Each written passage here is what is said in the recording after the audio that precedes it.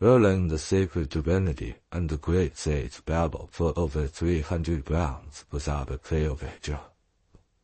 Then, Erlang summoned his divine might. With a mighty shake, his body expanded to 10,000 feet high. His two hands raised his divine three-pointed spear, looming like a towering peak of Mount Wa. His face turned a ghastly blue, his veins jutted outward. His crimson hair bristled with fury. A truly fearsome sight. With a ferocious swing, he brought his blade crashing down toward the great sage's head. But the monkey king, too, unleashed his magic. In an instant, he transformed to match Erlang's towering size. His face and form identical. Wielding the golden-banded staff, now as vast as Kunlun Mountain's sky-piercing power.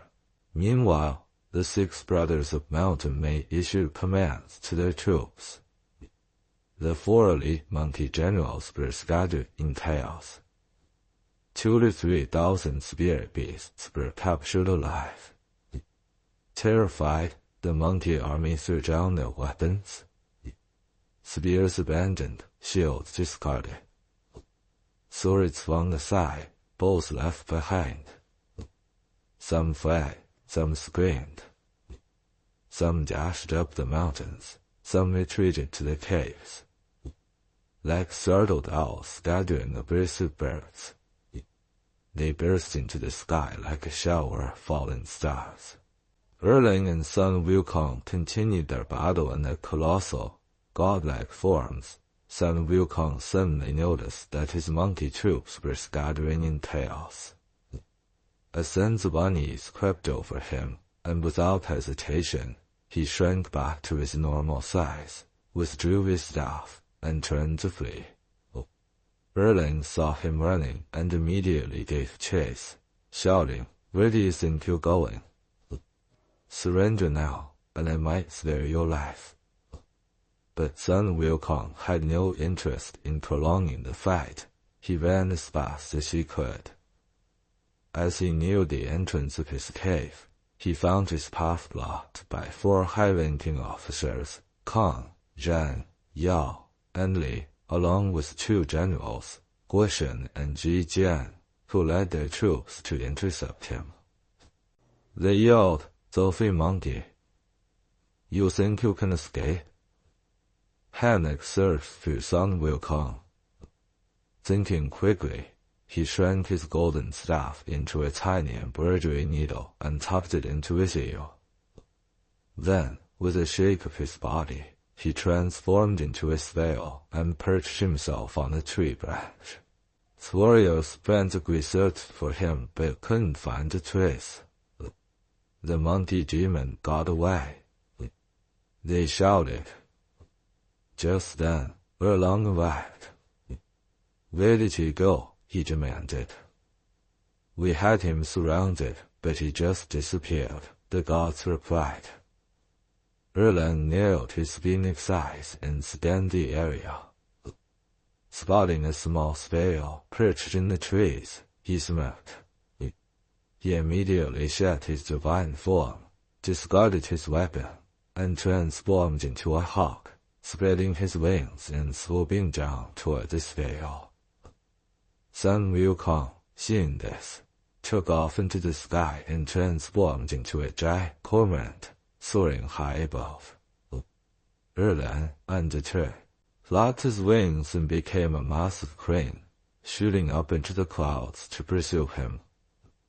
Sun Wukong suddenly jumped downward, plunging into a mountain stream where he transformed into a fish, swimming swiftly through the water. Erlang arrived at the riverbank, scanning for any sign of his opponent. He thought to himself, the monkey must have turned into a fish for some other creature.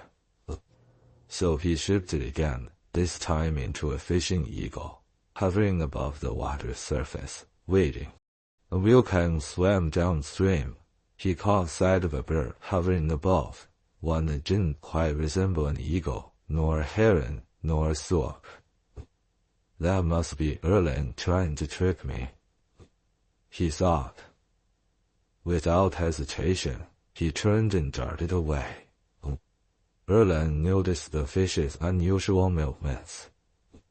It looks like a carp, but its tail is red, like a mandarin fish, but it lacks spots, like a blackfish, but it has no star-shaped markings, like a being, but without the signature spines.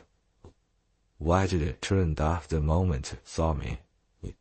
It must be that monkey. He swooped down and petted the fish, but in that instant, Sun Wukong transformed again, becoming a water snake that slithered toward the riverbank and vanished into the reeds.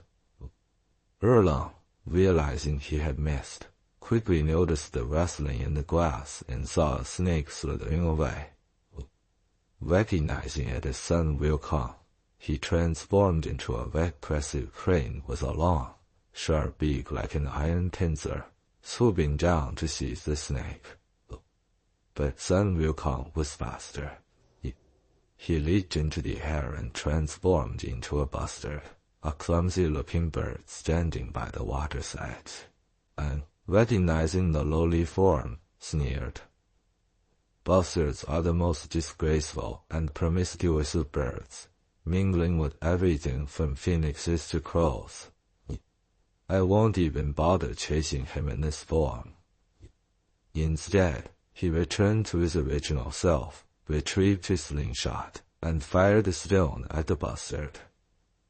The stone struck Sun Wukong, sending him tumbling down the mountainside. He seized the opportunity to transform again, this time into a small temple, with its entrance wide open like a gaping mouth. His teeth became the wooden doors, his tongue a statue of Buddha, and his eyes the temple windows. However, he failed to fully conceal his tail, which stuck out behind him as a flagpole. When Erlang arrived at the cliffside, he saw no trace of the bustard, only a small temple. He scrutinized it carefully, his sharp eyes catching the unusual flagpole at the back. He chuckled, "The monkey thinks he can fool me again.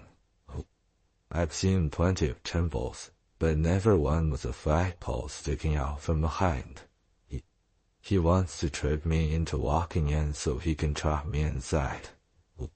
Not a chance. I'll smash the windows first and take down the doors." Hearing this, Sun Wukong panicked. "This is bad. My teeth are the doors, my eyes the windows. If he smashes them, I'm done for." Without another thought, he leaped into the air and vanished once more.